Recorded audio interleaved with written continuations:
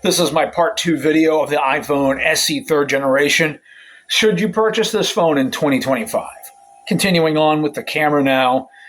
This is a 2-part video. Again, the main camera on this device is a 12 megapixel iSight camera, which is the same camera found on the iPhone SE 2020, which is the 2nd generation iPhone SE, and is also on the iPhone 8 from 2017, okay, or 2018.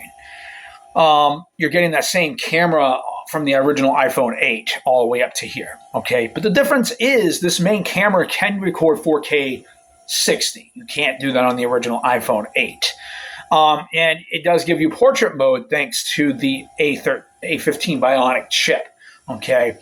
That's a positive. So you can record in 4K 60. And the video quality is pretty good because that A15 Bionic chip is the same chipset found in the iPhone 14 and down to the iPhone 13. The only difference with the 14 version is you're getting the 6 gigs of RAM versus 4 found on this. And the 13 still stays at 4 as well, okay? That camera's pretty solid. Now, there's no secondary camera like an iPhone 8 Plus, so you're losing the option of having zoomed out photos, that type of thing, so be aware of that. There's only a one-time zoom. Now, the sad thing is there isn't only a one-time zoom on this phone, so the camera does okay, though. 4K 60, front-facing camera 1080p at 30 frames per second. Let's get into the negatives of the smartphone now, because a lot of people buying this phone and be like, why are you reviewing a phone from 3 years ago? Well, the point of the phone is this a phone worth buying in 2025? The answer is yes and no. No, we're going to start off with the 5 reasons why it's not a good phone to buy. Number 5, it's got a dated look. Yes, a lot of people will be laughing at you if you're carrying this around because of the dated look, because it looks like something from, 14 years ago. And it is. It's about 11, 12 years old. The original iPhone 6 from 2014 had the same, 11 years ago, has the same body, okay, the same overall look and design. You're getting that same iPhone 8, iPhone 7, iPhone 6 body. So the screen's the same size, same dimension, same everything. But people love this design. So a lot of people may be nostalgia, and they just want to hang on to something small. And this is the last real powerful smartphone that looks like this in 2025. There's not many other ones. Now, yes, you could buy an iPhone 12 mini or the 13 mini and get an OLED display, but people don't really care about, if you're not someone out there who's big into specs, this phone's still giving you plenty to offer. Number 4, that screen resolution. You're stuck at a measly under 1080p screen resolution, so roughly 720p on here. And Apple tries to tell you it's like a Retina HD display, but it's not. It's an IPS panel. And it's got kind of poor viewing angles at certain areas. It could be my screen protector, but you can see it's not the colors are kind of washed out and stuff like that. But if you're someone out there who doesn't care about a washed out color pattern on a screen, that's okay too. So understand you're getting a 4.7-inch Retina HDR display. That's what they call it, Retina HDR. But it's an IPS panel. It's just a fancy way of saying IPS technology. Other things you may be declining on this phone, and that's number 3, is the camera. It's only a 7 megapixel selfie camera, which doesn't sound like much in 2025. A lot of phones are now coming with 16 to even 32 megapixel selfie cameras.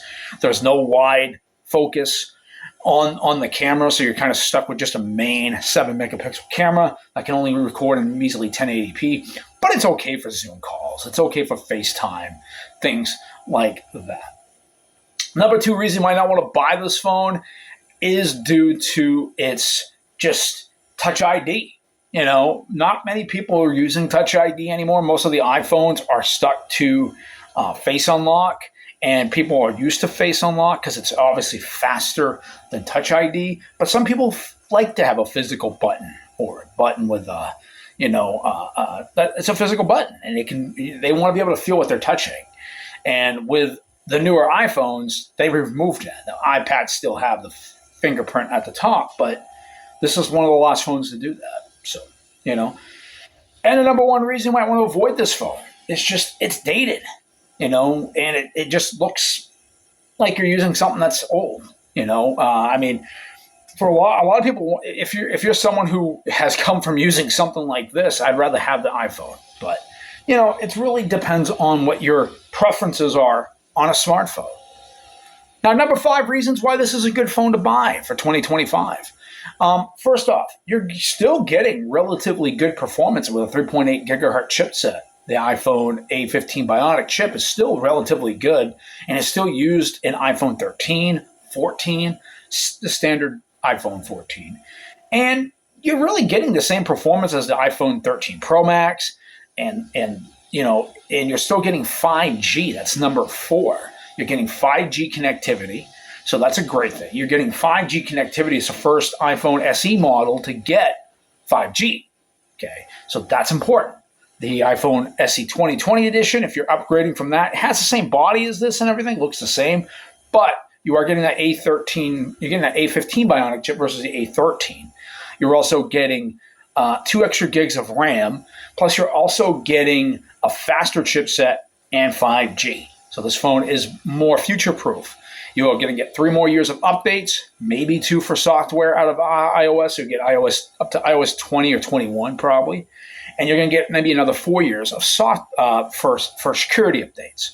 So that's good. Security patches and things like that. So the phone's still good for a few more years. And second of all, best thing about the phone is the price. $150, and you can buy it used on the used marketplace for under $100.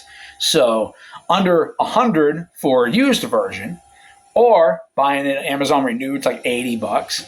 And buying it brand new is under $150. So, I mean, come on, you got the latest iPhone, the latest software, you're getting the latest security updates, and you're going to continue to get security updates. And this thing is blazing fast, even though it's got a 60 hertz refresh rate.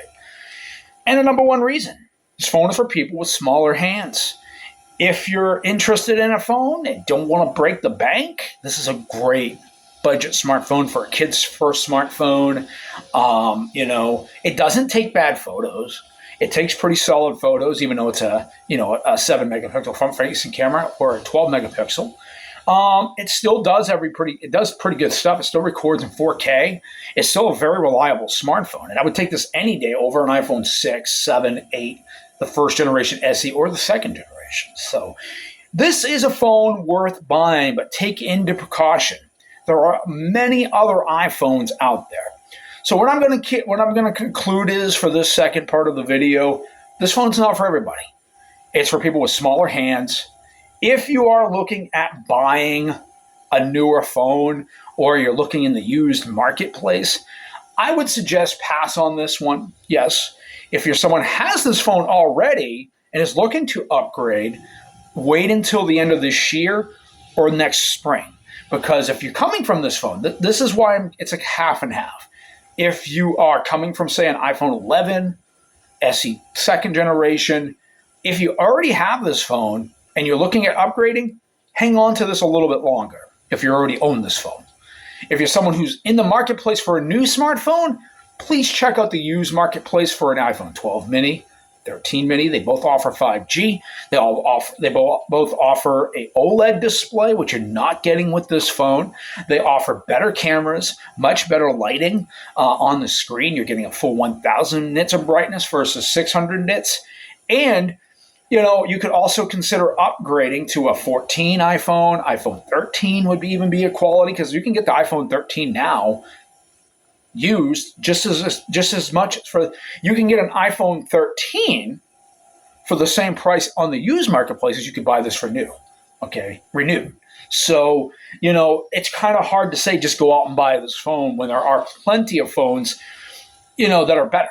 The iPhone 13 is used on eBay and Amazon Renewed for the same price, for around $219, $225.